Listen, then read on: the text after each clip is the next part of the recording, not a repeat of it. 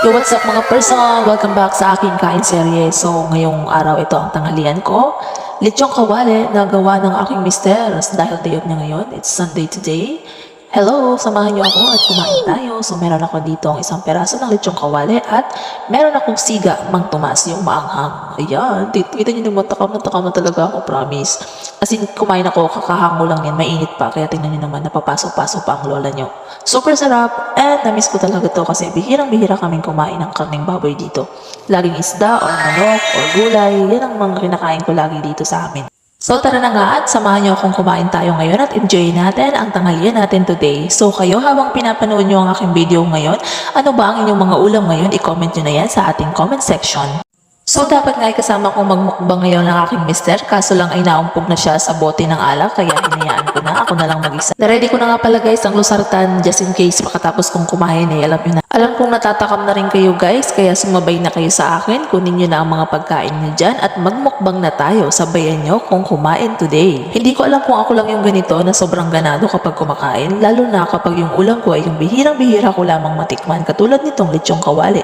Na-request ko lang to sa mister ko at napakabait naman, pinagbigyan naman niya ako kaya craving satisfied naman ang lola niya. Sobrang sarap nga guys nitong lechong kawali, lalo na kapag malutong yung balat.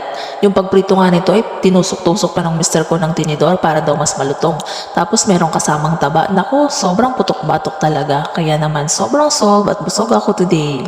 Habang kumakain nga ako, nagulat pa ako at may pakisang lolo mo. So, umiinom din sa may pintuan kaya pala panay ang silip kasi may balak pala. Hindi tuloy ako nakareact mga mare. Naku, buti na lang talaga masarap yung kinakain ko dahil kung hindi, baka natampal ko na ito.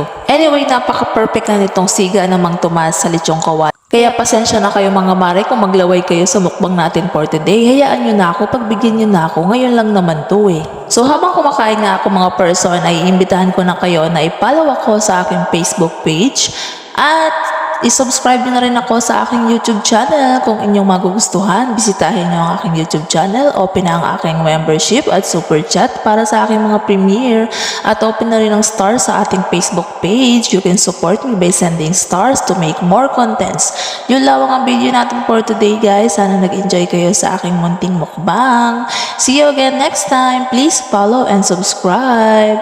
I love you all. Thank you all for watching. Bye! Kita-kits tayo sa next kain serye natin at mukbang. Mag-comment na kayo guys kung ano ang gusto ninyong kainin ko sa aking next mukbang, sa ating next kain serye. Huwag kayong mahihiya, open ang ating comment section. At kung kaya ko ay gagawin ko at lulutuin ko.